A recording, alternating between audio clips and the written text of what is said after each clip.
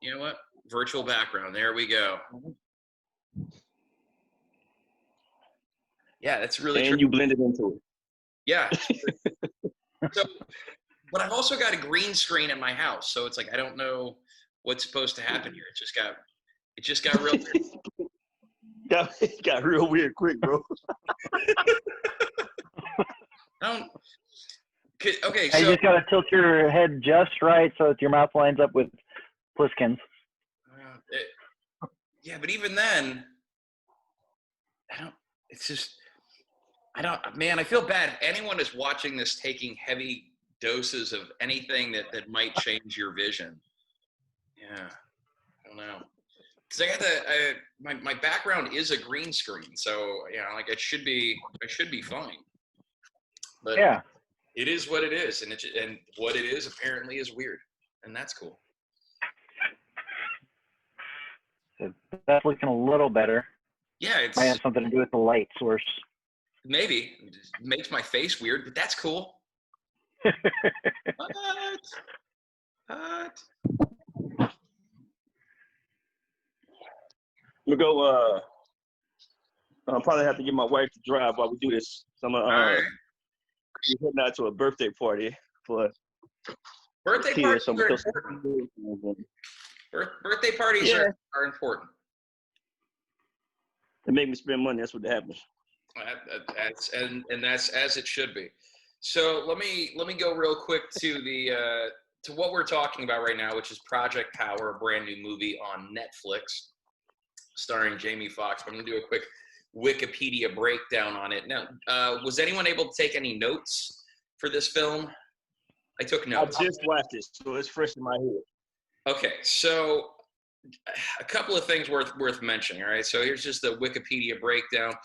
Project Power is a 2020 American superhero film directed by Ariel Schulman and Henry Joost, produced by Eric Newman and Bryan Unkeless. It's a weird name.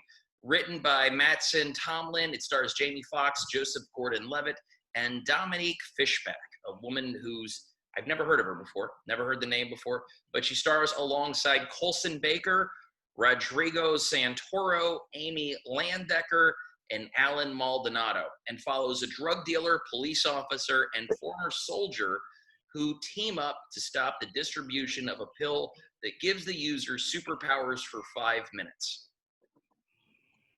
Yeah, pretty much it. Yeah.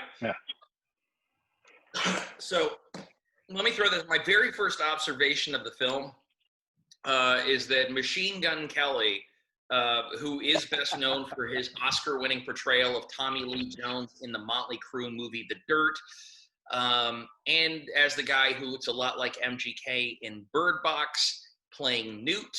And I'll tell you that he hasn't been this hot since Kill Shot. See, I wrote that myself. I like that. Yeah. This is, I'm starting to think that MGK has to have a sex flick with somebody at Netflix, because he ends up having, he ends up in like the first couple of minutes of a bunch of Netflix movies not having to do any actual acting, which means that somebody's got a video of him doing some things that his father wouldn't be proud of. Yeah, makes sense. I think it's called a concert. Okay. MGK, you know what, man? He's not that bad as far as music. I give it to him. It's not my favorite genre, but I did appreciate the Eminem disc that he just did last year. Yeah, I greatly appreciated it. I think it was necessary. It was 100% a necessary thing. I like how you got a background. Jake's got a background too. Yeah. So yeah. I'm just hanging out in my front yard. I like Bill has the best background, by the way. Yeah. Like, I love that you took that picture. That's a big one.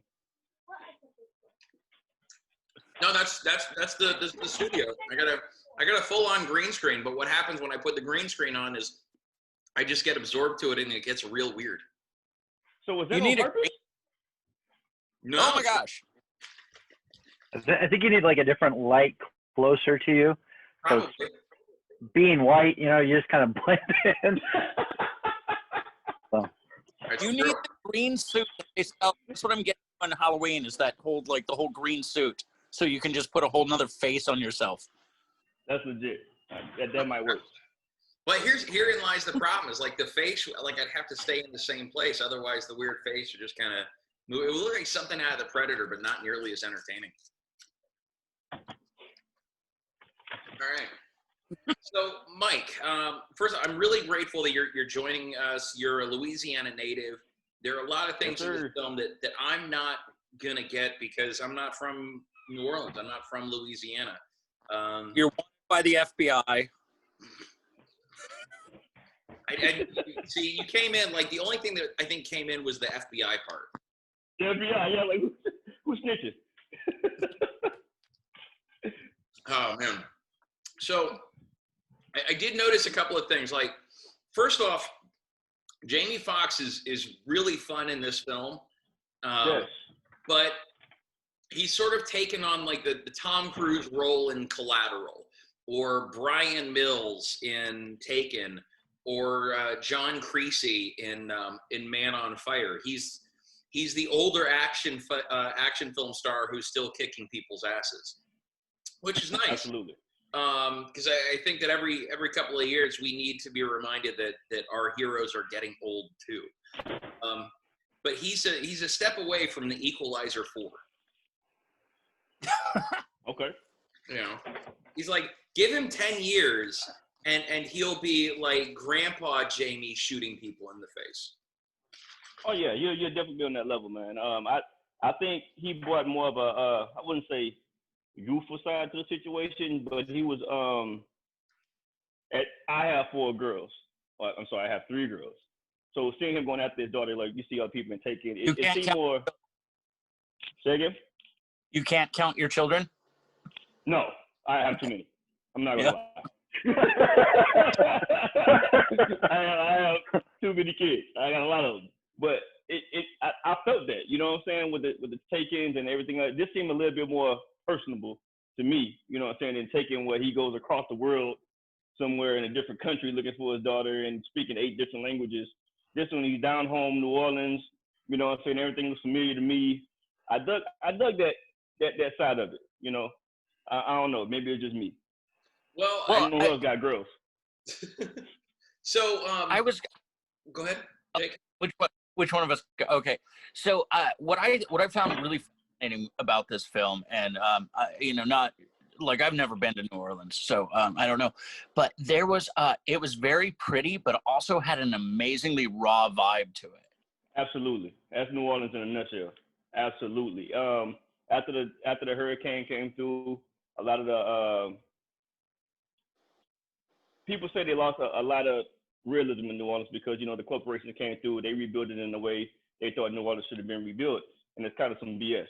You know what I'm saying? So you go to certain parts of New Orleans, you still have that culture, and you still have those murals, and you still have all that culture still sitting there, and a lot of people don't get to see that because all they want to see is Bourbon Street. You know what I'm saying? And New Orleans is pretty dangerous. I keep it real. You know what I'm saying? Certain parts of New Orleans is dangerous, so you might not want to go venture out there by yourself. But they do have some beautiful things to see in the same aspect. You know what I'm saying? If you can get somebody to take you through there. And they did show some of that in the movie, which I appreciate.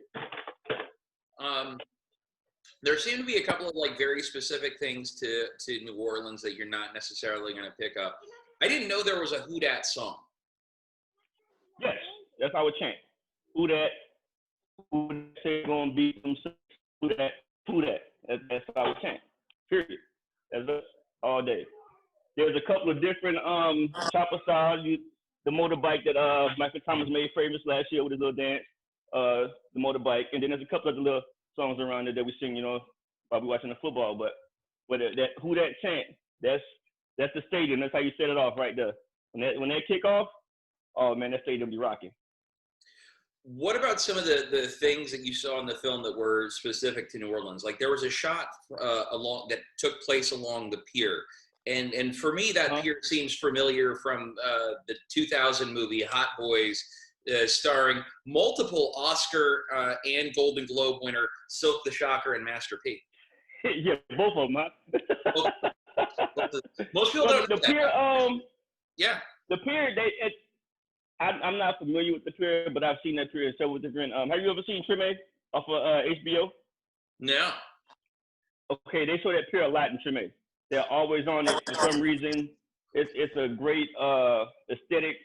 When they did the scene where they was running to the tattoo parlor. Okay. I'm sorry, not that scene. When it first kicked off and the cop in the Steve Gleason jersey was running to the bank robbery. Yeah. That was right downtown by the aquarium.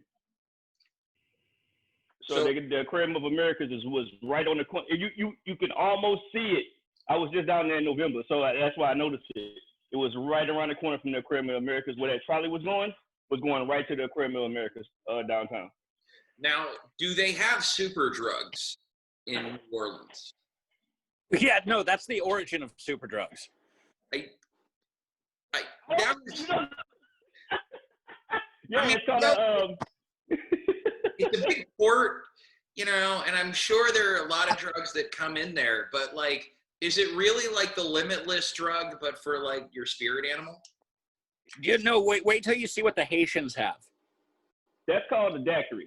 Okay, go down to New Orleans, get you a daiquiri, and you will feel strong. You would think you could beat up cops, show your breast off if you're a woman, get naked and run through the streets of New Orleans. You go get a daiquiri with about 2 extra shots in it, and I'm telling you, you're Superman for the rest of the night. You will get arrested, but you will be Superman. Just put it out there. It's weird because I saw the Bad Lieutenant, the New Orleans Bad Lieutenant movie, and all I can think is like all the cops in New Orleans are on drugs, all of them. No, but you know what? New Orleans cops are the most down to earth cops on the planet, bro. Because they're on drugs. Like I was just down there for November. They could be. I mean, you know, but you could talk to any, like, New Orleans is the only place, I think, in America that you can walk down the street with a fifth of Hennessy and the cop will give you a high five for it. That's how it is, man. You know, on any given Sunday, bro, anytime the Saints are playing, people walking around with open containers, having a good time, man. So that's what New Orleans is. It's a good time. My friend lived in New Orleans for a brief period of time, and he said in New Orleans, the cops are so busy that they'll just beat you down on the way to the real crime. That's true, too. That's back in the day. That might be back in the day in New Orleans. Nowadays, they're a little bit more friendly, I see. Yeah. Cops were notorious. I mean, because, you know, New Orleans at one point in time, back in the early 90s, it was actually the murder capital of the world for like a good 2 years. You know, they had a body count on the daily news. You know, how many bodies were dropping per minute, because it was just that much drugs and everything running through I-10 and coming through the ports. You know, like say after the levee broke, all that kind of cleaned up and went away, and now the drug problem is all over the United States that was actually coming through New Orleans. I hate to say that, but you know what I'm saying, when everybody dispersed from New Orleans, they brought all their bad problems to other parts of the country, which kind of sucks, you know. But you got a good episode of Boondocks out of it. Got a who? But you got a good episode of Boondocks out of it. Yes, great episode of Boondocks, actually. One of my favorite episodes. Me and Kiadi, we watched that episode a lot because it's hilarious. I don't know if your other people over here know what Boondocks is or if they ever watched that episode, but it is great. I thought I was the only person that watched the Boondocks, honestly. Are you serious? Yeah. You don't know I about thought it was like Booty Warrior. You know about Felice Johnson. I'm a warrior. I can't wait till they tried to reboot it, but since Grandpa died, the guy that played Grandpa, I don't know if they're going to end up doing it because they was going to reboot it through HBO. Yeah, that'd have been awesome. Yeah, John Witherspoon, when he died, it was I don't know what happened. It kind of went to the wayside. Well, so that was one of the conversations that was brought up to Ice Cube. Like, if you do Friday again, how do you do it without Pops? And they're definitely not going to go the Princess Leia GCI version of Pops, which is good. Nah, you can't do that, like, Pops. Yeah, GCI or GCI, CGI Pops. You know, spraying his aerosol. Just in the background, all year the aircon can go off. Oh, man. So, well, who hypothetically would you want to replace Pops in the Boondocks? Nope. Somebody put out there. What's her? I'm not familiar with actors and actresses' names. The show Blackish that comes on. Yeah. They were saying that. Yeah, but the grandmother that lives with them, there was a rumor that it was the grandmother that lives in the house on Blackish. Okay, no. Is it supposed to be Lawrence Fishburne's wife? It used to be. They were married at one point in time. Really? Yeah. So they were saying, the rumor was they were saying, let's get her to come in and adopt the boys and go from there because of her character was so strong. And in Blackish, it was pretty much the same character type, which actually would have been kind of cool to me. But I would never replace Pops, man. You can't replace a character, actor like that with anyone. It's just one of them things. Like, it'll never be another Batman. Another Joker. I'm just gonna pretend that I know what you said because you broke up towards the end. And Yeah, that was all like robot. I was actually. I'm sorry. We could get Siri to Google all of those names that we couldn't figure out just a bit ago. You're just sitting there looking awesome. Yeah, you can never. There'll never be another Joker. You know what I'm saying? As in the Dark Knight. So why would you replace Pops? It's not gonna happen, man. He's just one of those characters. He's one of lifetime actors. Just let it go. You know what I'm saying? Move on, find another storyline, and reboot it that way. So, on a complete side note, did you just spend the last 20 minutes walking through your gigantic house to get to your couch? Yeah. My son, we loading up Nerf guns. About to go have a Nerf battle, so he wants his Nerf guns loaded up. So yeah, so I walked through the house, through the garage, outside. Yeah, I just figured your house was like 3/4 of a mile long. You're living. So my garage is huge, man. And as you can see behind me, I got all my Saint stuff on the wall because, you know, it is what it is. Oh, so you're legit. Oh, yeah. I don't play no games. I don't play no games. You know, I got my, just to get off on the tangent, got my custom shoes. Nice. Oh, look custom at that. paint shoes. Yeah, you know, got my little floating helmet. You know, we trying over here, you know. We keep New Orleans in Washington. That's how we do it. And every time I go to Mike's house, speaking of which, like his houses just get bigger. Yeah, this is the biggest one so far. You just buying the neighbors' houses and building tunnels. My neighbors are weird, man. They might have some tunnels down here somewhere. They're all those retired people. It's true. Mike lives around old people. A lot of them. Yeah. And I'm happy. As you so should. Back to the movie. So one of the things that got me was the idea of like the smart drugs or performance enhancers. If you have, I mean, as a New Orleans fan, you wouldn't know anything about those. No, we just get robbed by referees. They just all blind. They need some performance-enhancing eyesight drugs down in New Orleans. That's what they need. So, you know, our blind referees that we got, I don't know what's wrong with the NFL, but in New Orleans, nah. So what did you think about some of the references the film made to movies like Taken? Because it did say, like, going so far as to say he's got a special set of skills, and then the lady in, like, the circular viewing tube. Like, the film very much had a lot of references to Taken, in my opinion. Like, and it's become a kind of this snatching your child back is become kind of its own genre of movies after films like Taken, like Man on Fire, where there is a missing kid and you gotta some old guy with issues has got to save the day, and it's always an old guy with issues, like who's also like good with their hands and can kill people. Yeah, Die Hard. Like, when it comes down to a serious situation like this, you really want like a dude with PTSD handling it. You do. Absolutely. You do. You want that guy you wouldn't want someone who, you know, was like who had never seen a spike go through somebody's head to put spikes through people's head. You know? Well, I mean, he made a reference to that in the movie too. He was like, when she asked him, you know, so what was your superpower, and he had the little PTSD flashback, and he was like, you know, I pretty much, this is what I do. That's my superpower. You know, and I hurt people. So you really want the dude that got some serious mental problems saving people.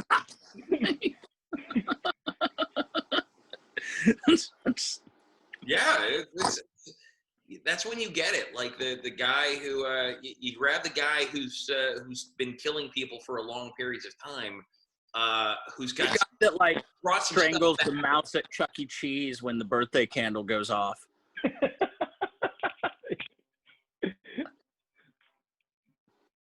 And that's how the animatronic mouse got decapitated.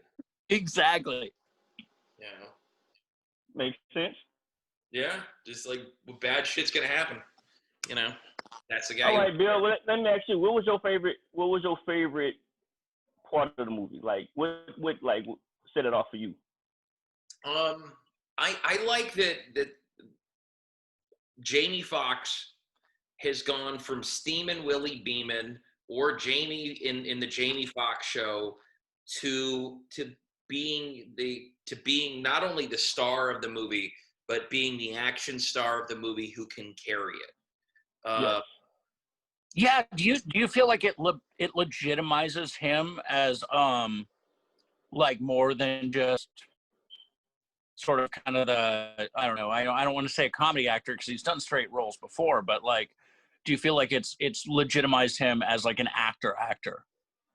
I think he's done actor movies before, and he's done some great actor movies.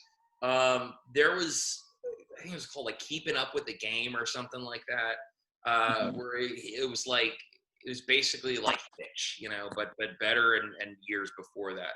And then, you know, you've got Ray, you've got all of these movies that he's done before, but I think what it did was it solidified him as an international star because it's on Netflix, and so there it's meant for everyone in the world. The same way that the joint with was it Chris Hemsworth, where he was rescuing people, where he was rescuing the little boy. Like Netflix is really good at like making rescue movies. Whether it's the Chris Hemsworth going to India and rescuing a child, or Jamie Foxx hanging out in New Orleans rescuing his kid from MGK on fire, Or Joe My Blue Heaven, or Joe Pesci in My Blue Heaven. Yeah, like you just had Charlize Theron in the other movie that we were talking about earlier. Yeah. So like Netflix has brought out, you know, these mega stars to lead these films where the sequels should be TV series. Like I can watch Project Power as a TV series on Netflix. 45 minutes for 12 episodes every year. Like that drops, and Jamie Foxx isn't in it, but you got Miss Fishback and you got Joseph Gordon-Levitt, because what else is he doing if not this? But Charlize Theron's movie, The Old Guard, you can bring in all of those actors aside from Charlize Theron, because what else are they doing besides that? And you know, Netflix is doing a very good job of that. Now I want to go back and I want to see, was it Extraction that Chris Hemsworth was in? Yeah, that was Extraction. Yeah, so I want more stories of the Indian dude who was the Indian version of Chris Hemsworth. Like he was an Indian John Wick running through and fucking shit up. Like those are stories that I want to see now, and because they're on Netflix and they're not these big budget releases, that's kind of almost the thing that we can expect. Like sequels to, I like the Solo movie, but I thought that the Solo movie would be awesome on Disney Plus as a series, to learn more about the adventures of Han Solo and Chewbacca. And so it's The Mandalorian, essentially. There's actually talk about doing a Solo series. But Han? He speaks.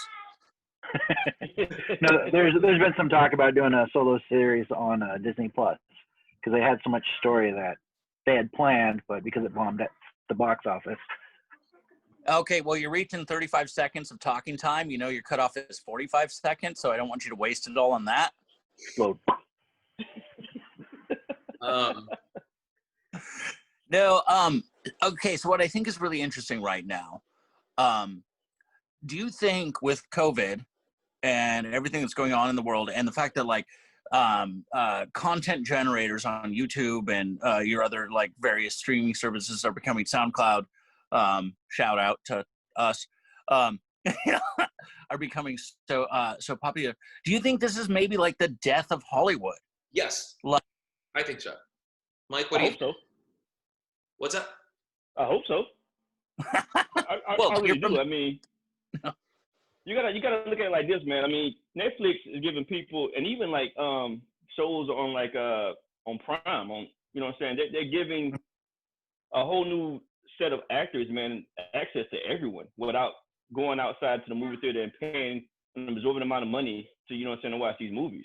Like that Jamie Foxx movie, they just showed, if they would have put a little bit bigger budget into it and put it in the movie theater and made it a little bit longer, that'd have probably been a blockbuster movie. But now we're getting it on Netflix and everybody can see it. And now that they're showing the top 10 movies of what's going on throughout the month, you know what I'm saying? You want to see, what's number one? You really want to go out and sit down and watch that movie now.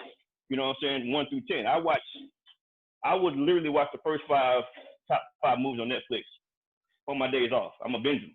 And that's what I do. So yeah, it's giving people a wider audience, man. How the Hollywood movie thing is I think it's about to be a bust in the long run. Well, and I think what's happened here is what we're starting to see is Hollywood was a bunch of people making a lot of money off of other people's work. And what we're seeing with Netflix is that really we can compensate actors, we can still entertain a crowd.